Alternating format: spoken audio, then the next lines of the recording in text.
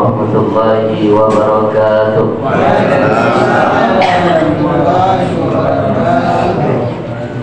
Innal hamdalillah nahmaduhu wa nasta'inuhu wa nastaghfiruh wa na'udzu billahi min shururi anfusina wa min sayyiati a'malina.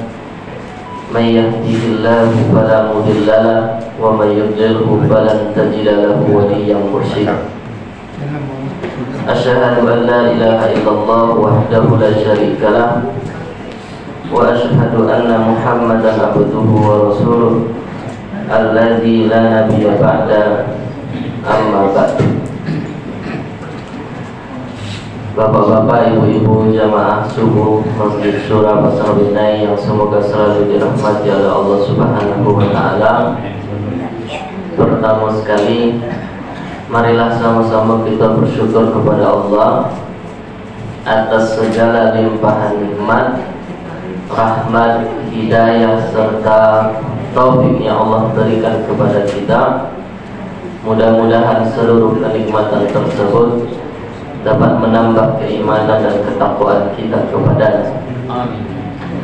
Salawat beriringan mutiara salam kita kirimkan kepada Nabi kita yang mulia, Nabi Muhammad sallallahu alaihi wasallam.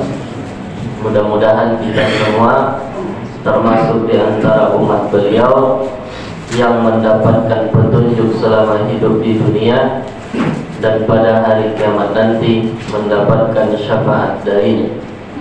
Amin ya rabbal alamin. Amin ya rabbal alamin. Bapak-bapak, ibu-ibu jamaah yang semoga selalu dirahmati oleh Allah Subhanahu wa taala. Izinkan ambo pada pagi hari iko menyampaikan uraian ceramah singkat dengan mengangkat tema yang berkaitan dengan kenapa terjadi perbedaan pendapat di dalam hukum Islam, di dalam fikih. Nah, itu judul awal Pak Bu. Kenapa terjadi perbedaan pendapat di dalam fikih atau di dalam hukum Islam. Bapak-bapak, ibu-ibu jamaah yang dirahmati oleh Allah Subhanahu wa taala. Banyak awak temukan terkadang di dalam fikih, di dalam praktek ibadah, dalam Islam itu perbedaan pendapat. Ya Pak, Bu. Apa contohnya, Bu? Salat tarawih 8 dengan 22. Bulan Ramadan. Ada yang nyobai 48 rakaat salat tarawih, ada yang nyobai 22 rakaat. Apa lagi Pak? Kunut subuh. Ada yang pakai kunut, ada yang tidak pakai kunut. Ibu-ibu lah ya. Ibu-ibu ada jawab baru. Apa contoh?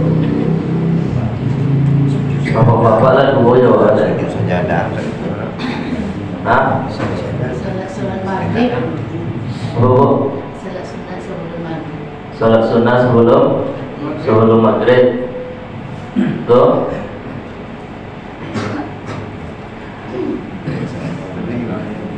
Apa? Doa sama-sama, doa surang. Doa sama-sama, doa surang. Nah, sudah salat. Tuh.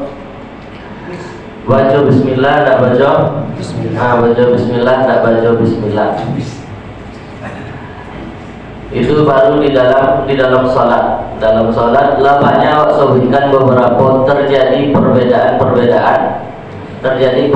pendapat. Ada sebagian umat Islam yang salatnya kalau imamah ketika baca Al-Fatihah dibaca bismillahirrahmanirrahim. Ada sebagian umat Islam yang lain tidak dibaca bismillahirrahmanirrahim, langsung dibaca alhamdulillahirabbil alamin. Di bulan Ramadan ada sebagian masjid yang salatnya 20 rakaat. Ada yang sebagian masjid salatnya 8 rakaat.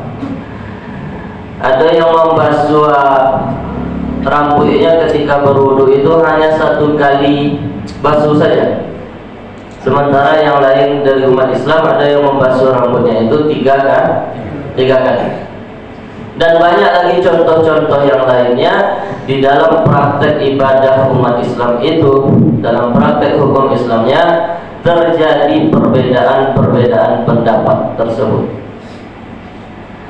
Bapak-bapak, ibu-ibu yang dirahmati oleh Allah Subhanahu wa taala, ada satu prinsip yang perlu kita pahami dalam kehidupan ini, termasuk di dalam kehidupan beragama dan berislam kita. Prinsip itu adalah perbedaan itu adalah sebuah keniscayaan. Apa prinsipnya, Bu? Perbedaan itu adalah sebuah keniscayaan. Keniscayaan apa bahasa Bapak? Keniscayaan itu bahasa Bapaknya sesuatu yang pasti terjadi. Sesuatu yang pasti terjadi. Niscaya itu sesuatu yang pasti terjadi, sesuatu yang pasti.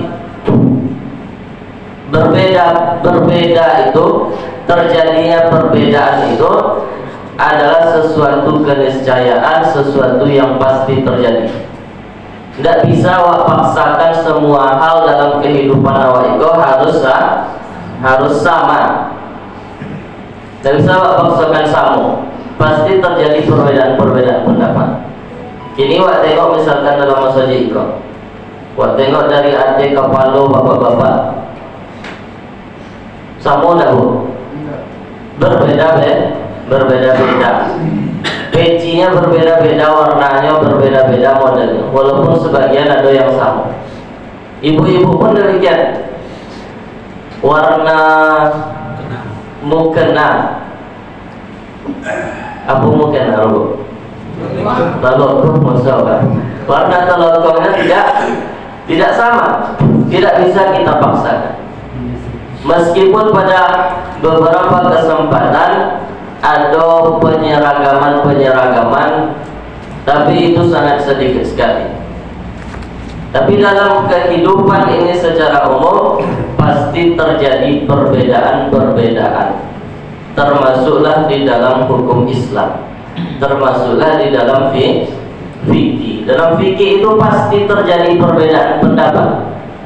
Bahkan perbedaan pendapat itu kadang terjadi dari dalil yang sama dan ayat yang sama atau hadis yang sama.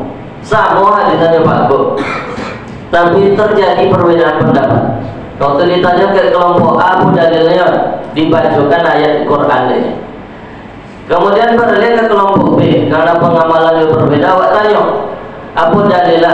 Ternyata dalil yang dibacakan, dalil yang dijadikan landasannya sama.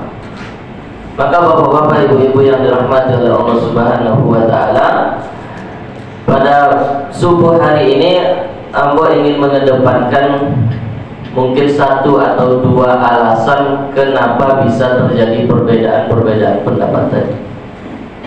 Meskipun dalil yang digunakan sama, meskipun ayatnya sama, meskipun hadisnya sama, dalilnya sama. Kira-kira dari umat Islam ada yang tidak pakai Al-Quran, Pak Bu? Tidak, semuanya pakai ayat. Semuanya pakai ayat Al-Quran. Dalil yang digunakan adalah dalil dari ayat-ayat Al-Quran. Sama. Salah satu yang menjadi penyebab perbedaan pendapat di dalam fikih Islam itu adalah perbedaan di dalam memahami teks ayat Al-Quran. Walaupun ayatnya yang digunakan sama, terkadang cara memahaminya yang berbeda.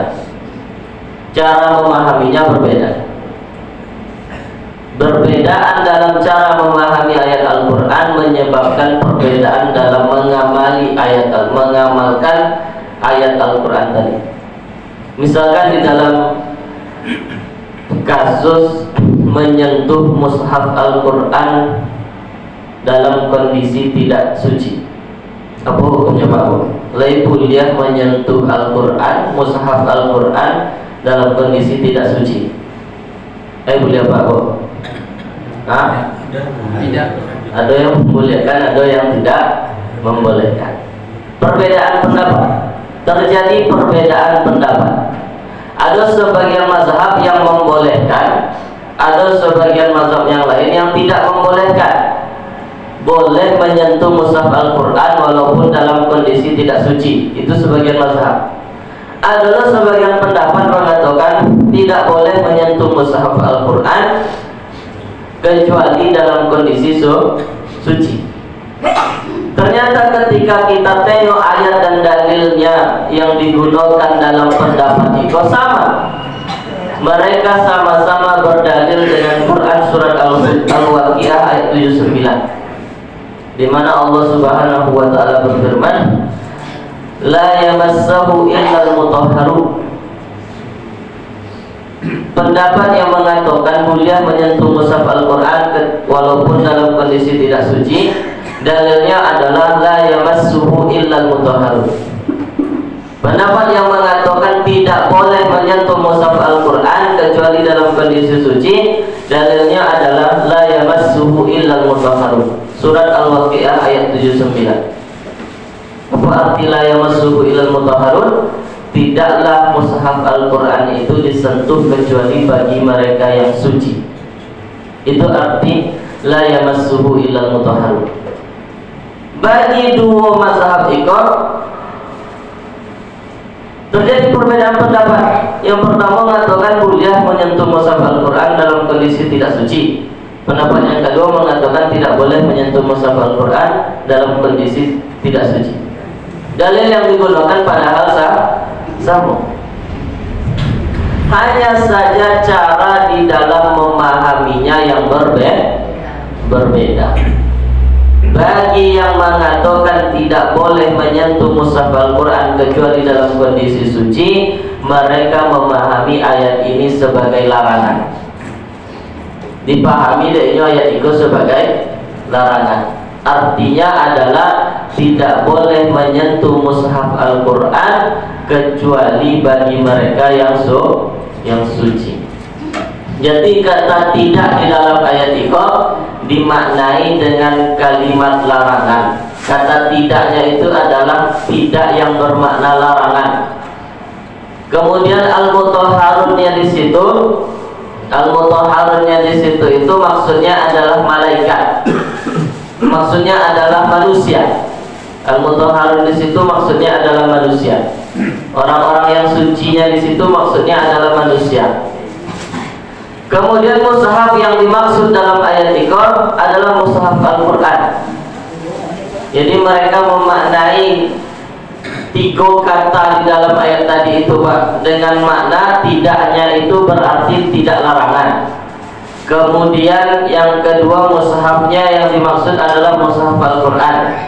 Kemudian yang ketiga al-mutahharun, orang-orang yang sucinya itu yang dimaksud adalah manusia. Tiga kata ini dimaknai seperti itu. Maka hukum yang lahir adalah tidak boleh menyentuh mushaf Al-Quran kecuali bagi mereka orang-orang yang suci. Sementara pendapat yang kedua yang mengatakan boleh menyentuh mushaf Al-Quran walaupun dalam kondisi tidak suci, dalil yang digunakan sama. Tidaklah mushaf Al-Quran itu disentuh kecuali bagi mereka yang suci. Tapi cara memaknainya dan memahaminya berbeda. Bagi mereka yang membolehkan, makna tidak di situ bukan berarti larangan. Tidak di situ berarti hanya sekedar informasi. Tidak bermakna larangan. Mushaf yang dimaksud dalam ayat itu bukan mushaf Al-Quran, tetapi mushaf Lauhul Mahfuz, catatan takdir yang ada di sisi Allah Subhanahu wa taala. Al-mutahharun yang dimaknai mereka yang suci itu yang dimaksud adalah para malaikat. Jadi kalau diterjemahkan firman Allah la yamassuhu illal mutahharun, artinya bagi kelompok yang membolehkan menyentuh mushaf Al-Quran dengan tanpa bersuci itu artinya adalah tidaklah Lauhul Mahfuz itu disentuh kecuali oleh malaikat-malaikat Allah Subhanahu wa taala. Jadi menurut kelompok yang kedua, ayat ini sama sekali tidak melarang umat Islam untuk menyentuh Al-Quran dalam kondisi tidak suci. Tapi maksudnya adalah ayat ini hanya sekedar memberikan informasi kalau Lauhul Mahfuz yang ada di sisi Allah Subhanahu wa taala itu tidaklah bisa diakses dan tidaklah bisa disentuh kecuali oleh para malaikat-malaikat Allah Subhanahu wa taala. Begitu dialektikanya yang terjadi, Pak. Begitu dialognya yang terjadi di antara dua kelompok mazhab ini. Dalilnya sama atau beda tadi, Pak? Dalil yang digunakan sama. Ayat yang dipakai sama. Tapi ternyata pemahamannya berbeda. Cara memahaminya berbeda. Cara memaknainya berbeda. Dan itu banyak terjadi di dalam fikih Islam yang model-model tadi. Ayatnya kadang sama, tetapi cara memahaminya berbeda. Dari cara yang memahami yang berbeda itu, pengamalannya kemudian berbeda. Tadi ayatnya sama-sama Al-Waqiah ayat 97. La yamassuhu illal mutahharun. Tidaklah disentuh kecuali bagi mereka yang suci. Bagi kelompok yang pertama, mereka yang suci itu maksudnya manusia. Bagi kelompok yang kedua, mereka yang suci itu maksudnya adalah malaikat. Bagi yang mengartikan maksudnya adalah manusia, mereka tidak membolehkan umat Islam menyentuh Al-Quran dalam kondisi tidak suci. Bagi yang memaknainya malaikat, mereka membolehkan umat Islam menyentuh Al-Quran walaupun dalam kondisi tidak suci. Terjadi perbedaan pendapat karena adanya perbedaan di dalam cara memahami ayat atau dalil-dalil dari Al-Quran dan hadis-hadis Rasulullah SAW. Bapak-bapak, ibu-ibu yang dirahmati oleh Allah Subhanahu wa taala. Itu yang pertama penyebab terjadinya perbedaan pendapat. Penyebab terjadinya perbedaan pendapat itu tadi disebutkan yang pertama adalah beda di dalam cara memahami ayat Al-Quran, beda dalam cara memahami hadis Rasulullah SAW. Walaupun ayatnya sama, walaupun hadisnya sama, tetapi cara dalam memahaminya yang berbeda. Kemudian yang kedua yang menjadi penyebab terjadinya perbedaan pendapat itu adalah memang dalilnya banyak. Dalil yang berbicara tentang persoalan itu memang berbeda. Misalkan dalam persoalan fikih sholat, dalam kasus cara sujud. Sujud itu adalah salah satu rukun sholat. Ya kadang di dalam Islam itu ada hal yang prinsip. Kalau hal yang prinsip itu pasti tidak ada perbedaan pendapat. Kalau hal yang prinsip tidak terjadi perbedaan pendapat. Tapi kalau dalam mengenai tata cara biasanya yang bukan prinsip, bukan hal-hal dasar, di situ biasanya banyak terjadi perbedaan pendapat. Hal prinsipnya apa? Sujud itu adalah rukun sholat. Ada yang berbeda pendapat di situ? Tidak ada. Tidak ada umat Islam yang mengatakan kalau sujud itu bukan rukun sholat. Tapi tata cara sujudnya terjadi perbedaan pendapat. Perbedaan tata cara sujudnya terjadi perbedaan pendapat. Ada yang sujud dengan cara lututnya diletakkan terlebih dahulu, baru kemudian tangannya. Ada yang sujud dengan cara tangannya terlebih dahulu, baru kemudian lutut. Kalian terbayang Pak? Atau bapak-bapak pakai banyak yang mana? Yang pakai lutut dulu ada?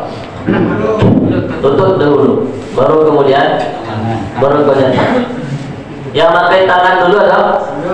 Letakkan tangan dulu, baru kemudian lutut. buat kudu-kudu dan ternyata tangan. Lah sakit. Kondisional ya Pak. Nah, Nah, kondisi. sesuai kondisi. Akan dulu. Kondisinya kadang berbeda. Tapi enggak dulu. Kedua-duanya itu, kedua tata cara ini Tapi enggak dulu kepada ada hadisnya masing-masing. Hadis yang mengatakan yang pertama itu dari sahabat yang bernama Wa'il bin Hujr. Kemudian ada hadis dari Abu Hurairah radhiyallahu taala anhu.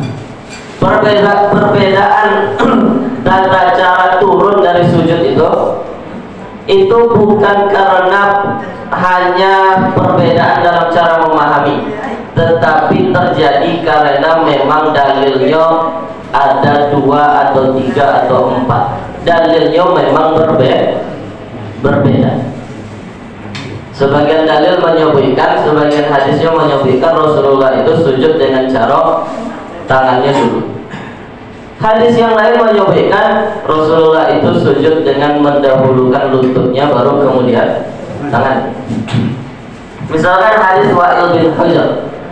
Di situ beliau menyebutkan ra'aitu Rasulullah sallallahu alaihi wasallam idza sajada wada'a rukbatayhi qabla yadayhi. Wa'il bin Hajar bercerita, saya melihat Rasulullah sallallahu alaihi wasallam apabila sujud beliau meletakkan lututnya terlebih dahulu baru kemudian tangannya. Ikut cerita sahabat Rasulullah yang melihat Rasulullah itu sujud dengan cara diletakkan dayanya lututnya dulu baru kemudian tangan.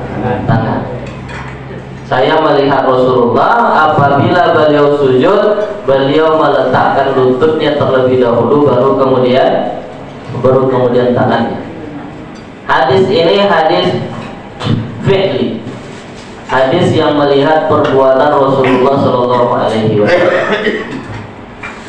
Kemudian ada hadis lain dari sahabat Abu Hurairah radhiyallahu taala anhu. Abu Hurairah bercerita, beliau meriwayatkan dari Rasulullah sallallahu alaihi wasallam, qala Rasulullah bersabda, "Idza sajada ahadukum fala yabruku kama yabrukul ba'ir wal yadha yadayhi qabla rukbatayhi." Rasulullah mengatakan, apabila salah seorang dari kalian sujud, maka janganlah dia sujud seperti duduknya onta. Hendaklah dia mendahulukan tangannya baru kemudian lututnya. Hadisnya hadis qauli. Kalau hadis qauli itu hadis melalui perkataan Rasulullah. Jadi terjadi pertentangan antara qauli perkataan Rasulullah dengan fi'li perbuatan Rasulullah. Rasulullah mengatakan kepada Abu Hurairah, kalau hendak sujud jangan sujud macam onta dulu, hendaklah dahulukan lutut baru kemudian tangan. Itu perkataan Rasulullah. Tapi di riwayat Wa'il bin Hujr melihat Rasulullah sallallahu alaihi wasallam itu sujud dengan cara meletakkan lututnya terlebih dahulu baru kemudian tangannya. Pak Pujalur, Pak, ada perkataan Rasulullah yang bertentangan dengan perbuatan Rasulullah. Awak biasanya kurang sonang dengan orang yang model itu. Iya Pak. Ada orang tak sama perkataannya dengan perbuatannya. Biasanya kita tidak senang, tidak suka dengan orang yang seperti ini. Tidak lurus antara perkataan dengan perbuatannya. Sekarang yang model itu tuh Rasulullah Shallallahu Alaihi Wasallam antara perkataan dan perbuatannya tak sinkron. Dalam perkataannya kepada Abu Hurairah beliau mengatakan, letakkanlah tangan terlebih dahulu baru kemudian lutut. Tapi Wa'il bin Hujr melihat Rasulullah SAW dengan cara meletakkan lututnya terlebih dahulu baru kemudian tangannya. Perbedaan perkataan dan perbuatan fi'li dan qauli Rasulullah dalam hadis Iqah membuat hukum Islam ini menjadi lebih dinamis. Membuat hukum Islam itu lebih luas, lebih lapang di dalam pengamalannya. Tengok kondisi tadi kata Pak Saud. Berarti hadis itu kalau lain masih muda bisa digunakan lutut dulu, atau masih sehat bisa dipakai lutut dulu. Lain ada dalilnya, ada hadis Wa'il bin Hujr. Ada tak landasannya? Ada hadis Wa'il bin Hujr. Rasulullah meletakkan lututnya terlebih dahulu, baru kemudian tangannya. Tapi kalau tidak kuat atau ada kondisi kesehatan, bisa dengan mendahulukan tangan. Adanya perbedaan pendapat di dalam perbuatan dan perkataan Rasulullah ini memberikan keluasan di dalam pengamalan agama Islam. Nah, yang model itu banyak loh Bapak di dalam fikih Islam. Hadisnya memang banyak, dalil-dalilnya itu memang banyak dan berbeda-beda. Dalam suatu kondisi Rasulullah model itu, dalam kondisi lain Rasulullah memang model mengatakan hal yang berbeda. Karena berbeda cara Rasulullah di dalam menyebutkan kondisi-kondisinya tadi, itu menyebabkan terjadinya perbedaan pendapat di dalam pemahamannya, juga di dalam pengamalannya. Banyak juga di dalam hukum Islam, di dalam fikih Islam tadi. Salah satu contoh yang lain, itu tidak terjadi di Rasulullah. Kalau tadi kan terjadi di Rasulullah ya Pak. Rasulullah melakukan suatu hal, kemudian dia mengatakan hal yang lain dalam kesempatan yang berbeda. Kan sama-sama dari Rasulullah. Adalah hadis yang lain, satu dari Rasulullah, yang satu dari sahabat Rasulullah. Satu dari Rasulullah, satu dalilnya dari sahabat Rasulullah. Misalkan Rasulullah mengucapkan sesuatu, kemudian ada pengamalan sahabat berbeda dari yang diucapkan oleh Rasulullah SAW. Misalkan dalam kasus membasuh bejana atau wadah bekas jilatan anjing. Membasuh bejana atau wadah bekas jilatan anjing. Pak, pun cara membasuhnya Pak? Kalau yang biasa Pak dengar adalah 7 kali dibasuh dengan air, salah satunya dengan tanah yang suci. 7 kali dibasuh dengan air, salah satunya dengan tanah yang suci. Kasus ini terjadi perbedaan pendapat di kalangan ahli fikih. Hal itu terjadi karena ada riwayat yang berbeda. Riwayat hadisnya yang pertama memang mengatakan perawinya adalah Abu Hurairah radhiyallahu taala anhu. Dalam sebuah hadis Abu Hurairah meriwayatkan Rasulullah bersabda, "Idza walagha al-kalbu ina'a ahadikum falyaghsilhu sab'an ihdahunna bit-turab." Kata Abu Hurairah, Rasulullah itu pernah mengatakan, kalau seandainya seekor anjing menjilat bejana atau wadah kalian, maka hendaklah dibasuh, disucikan dengan cara dicuci 7 kali dengan air, salah satunya dengan tanah. Itu teks hadisnya bunyinya model itu. Kalau ada anjing menjilat bejana kalian, maka cucilah dengan 7 kali air, dan salah satunya dengan menggunakan tanah, atau yang terakhir dengan menggunakan tanah. Teks hadisnya bunyinya model itu. Tetapi dalam kesempatan yang lain, ada seorang tabi'in namanya Mujahid. Mujahid itu melihat Abu Hurairah. Abu Hurairah itu yang meriwayatkan hadis membasuh bekas jilatan anjing 7 kali tadi Pak. Perawi hadis itu Abu Hurairah, ketika Rasulullah SAW telah meninggal dunia, bertemu dengan ulama setelah itu, generasi tabi'in, generasi yang hidup setelah masa sahabat. Mujahid seorang tabi'in bercerita, "Ra'aitu Aba Hirrin, aku melihat Abu Hurairah membasuh bekas jilatan anjingnya itu hanya 1 kali saja." Atau dalam riwayat lain menyebutkan hanya 3 kali saja. Jadi seorang tabi'in melihat Abu Hurairah, orang yang meriwayatkan hadis membasuh jilatan anjing itu 7 kali, ternyata hanya membasuhnya sebanyak 1 kali atau 3 kali saja. Padahal itu yang meriwayatkan hadis membasuh 7 kali Pak. Abu Hurairah yang meriwayatkan hadis membasuh itu 7 kali. Dalam pengamalannya nampak oleh seorang tabi'in ternyata Abu Hurairah hanya membasuhnya 3 kali atau satu kali saja. Apa yang tadi amalkan oleh Abu Hurairah kan tidak bisa sampai betul.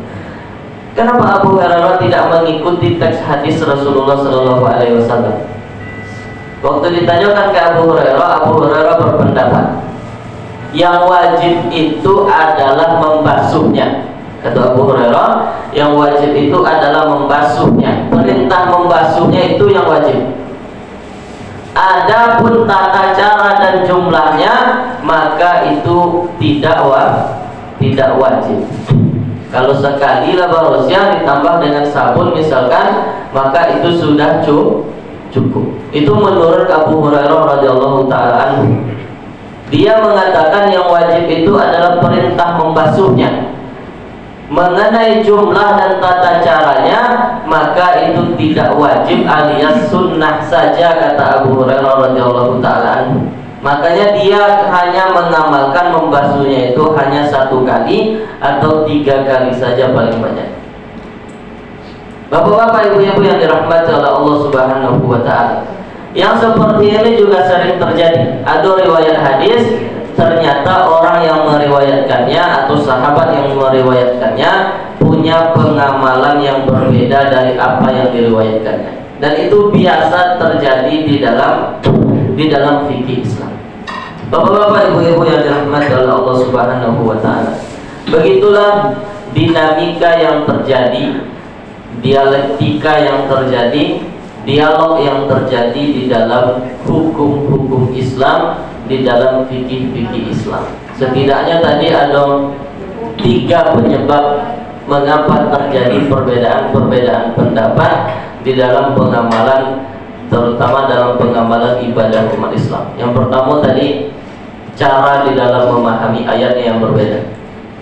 Ayatnya padahal sama, hadisnya padahal sama, tetapi cara memahaminya yang berbeda. Atau yang kedua, disebabkan karena memang dalilnya banyak dan berbeda-beda. Atau yang disebabkan yang ketiga, dalilnya satu tetapi terjadi perbedaan di dalam pengamalan oleh sahabat-sahabat Rasulullah Sallallahu Alaihi Wasallam. Mudah-mudahan dengan mengetahui sebab terjadinya perbedaan pendapat ini membuat kita lebih berlapang dada apabila kita melihat perbedaan pendapat di dalam pengamalan ibadah umat Islam, ibadah kawan-kawan kita, saudara-saudara kita, dan tidak mudah untuk menyalahkan dan saling menyalahkan. Demikian kira-kira Bapak Ibu yang dirahmati Allah Subhanahu wa taala. Coba. Tadi kita salat dalam, Ustaz bilang dalam keadaan turun. Ini dalam keadaan sujudnya ada yang begini, ada yang begini. Ada enggak dalilnya Ustaz? Sekian, terima kasih. Kondisi sujud yang disampaikan oleh Bapak tadi itu adalah kondisi yang dilarang di dalam hadis. Tidak boleh sujud dengan cara dalam hadisnya itu yang meletakkan penuh tangan dari ujung jari sampai ke siku itu dengan meratakannya dengan tanah itu tata cara sujud yang dilarang di dalam hadis Rasulullah. Sujud seperti anjing duduk atau anjing duduknya anjing dan seterusnya, itu dilarang, Pak. Tapi kalau tata cara sujudnya itu umir Tuhan asjuda ala sab'ati a'dha'in, kata Rasulullah. Ada 7 anggota sujud. 7 anggota sujud itu yang pertama adalah kening, kemudian hidung, tangan 2, kemudian lutut 2, kemudian ditambah dengan ujung jari kaki 2. 6. Kaki 2, tangan lutut 2, 4, tangan 2, 6, kemudian kening 1, jadi itu 7 anggota sujud. Dengan cara tidak menghempaskan tangan kita seluruhnya ke tangan, hanya cukup dengan telapak tangannya saja. Demikian. Awalnya sehat. Ini Ustaz, itu ini. Nah itu kembali ke cara awak menasehatinya. Mbak Abu menasehati awak mengecek, Bapak pandai-pandai awak berdialog dengan ini Mas. Apa Pak jawab sudah dong? Tuan B apa Pak jawab sudah dong? Iyalah, itu aja. Itu ada berkaitan dengan hukum norma itu apa cara awak berkomunikasi? Dulu sama Bapak sampai kayaknya kalau sujud apa itu dulu kurang abdal. Yang baik dulu sami abdal atau tinggi nilai. Ada kemarin itu begini. Dan sudah dulu yang jawab. Jadi ya, jawabannya ada masalah.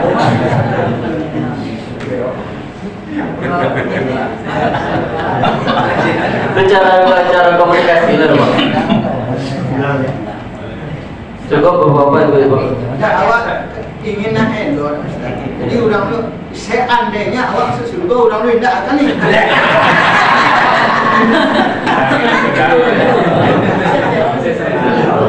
Awak nak bersama-sama juga, bang. Awak saja, kau sambung lagi.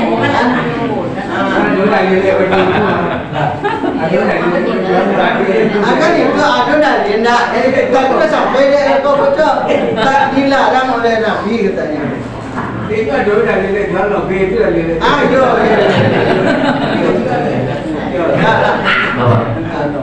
Ini dia Tuhan Maha Mengetahui. Assalamualaikum warahmatullahi wabarakatuh. Waalaikumsalam. Islam mengetahui bahwasanya masalah kita ada tempat untuk bermandi. Masing-masing dia mempunyai landasan hukum masing-masing, sehingga dia tetap berpegang dengan mazhabnya masing-masing. Lalu bagaimana dengan kita dalam melaksanakan ibadah itu? Apakah kita harus berpegang kepada satu mazhab dalam mengamalkannya, atau bisa campur-campur? Gimana caranya? Begitu. Mazhab yang ada di dalam agama Islam itu sebenarnya untuk memudahkan umat Islam, untuk memudahkan umat Islam dalam pengamalannya Pak. Dalam pengamalan ada mazhab Hanafi, Maliki, Syafi'i dan Hambali. Itu mazhab yang terkenal, mazhab yang familiar, yang penyebarannya sampai ke beberapa negara.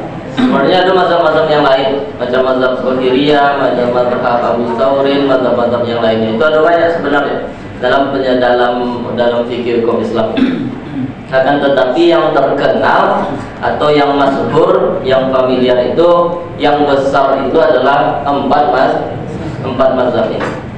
Ada mazhab Zahiriyah namanya. Mazhab Zahiriyah itu imamnya namanya Imam Ibnu Hazm Az-Zahiri. Itu mazhab juga di dalam hukum Islam, tetapi tidak terlalu terkenal. Artinya sekali lagi mazhab yang ada yang dirumuskan di dalam hukum Islam itu untuk memudahkan pengamalan umat Islam, untuk memudahkan pengamalan umat Islam.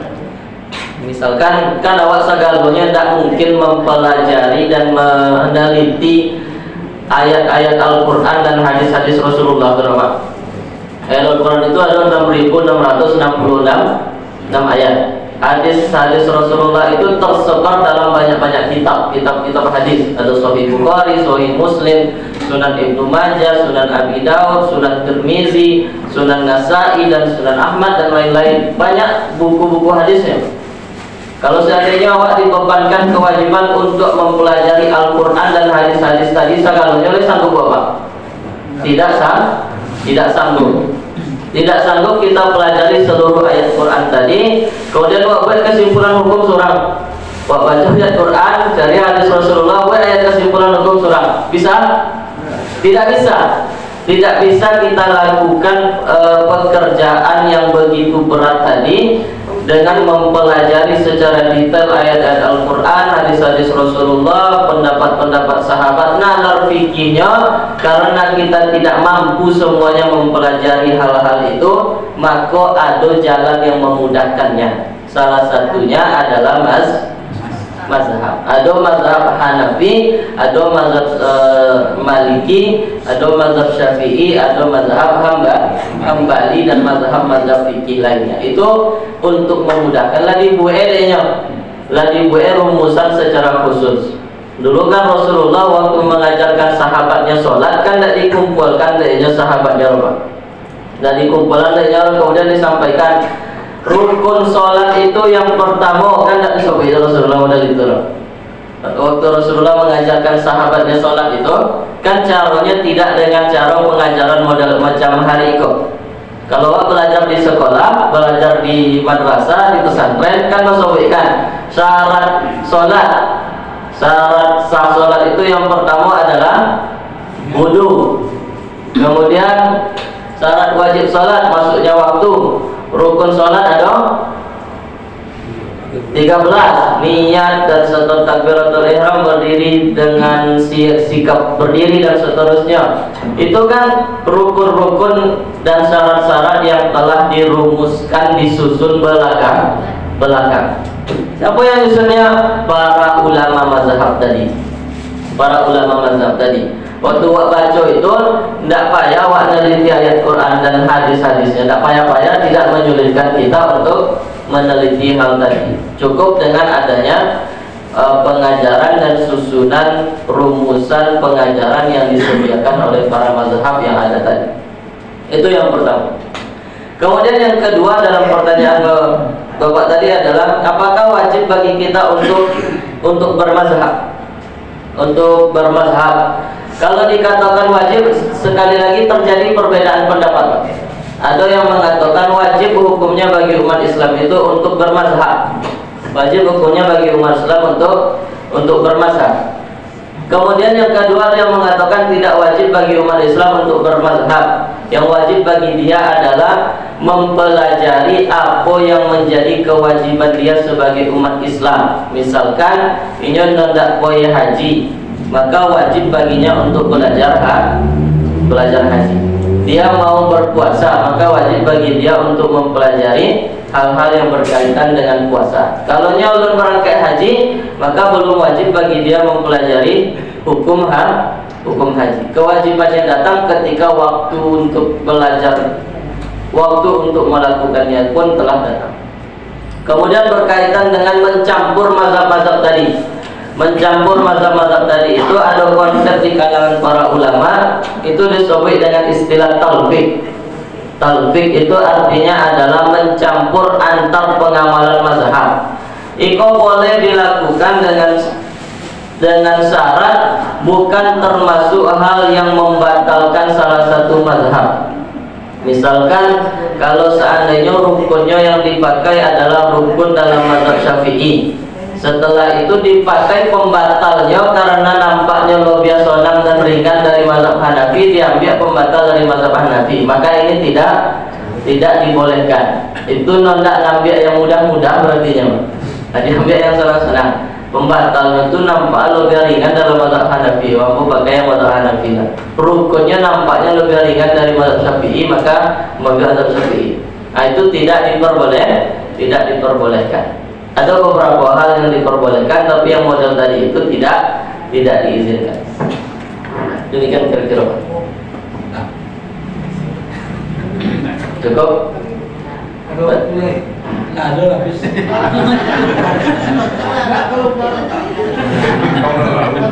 Cukup? Lontonglah disiapkan dari dulu. Demikian kira-kira bapak-bapak, ibu-ibu yang dirahmati oleh Allah Subhanahu wa taala. Lebih dan kurang mohon dimaafkan. Billahi fisabilil haq wastabiqul khairat. Assalamualaikum warahmatullahi wabarakatuh.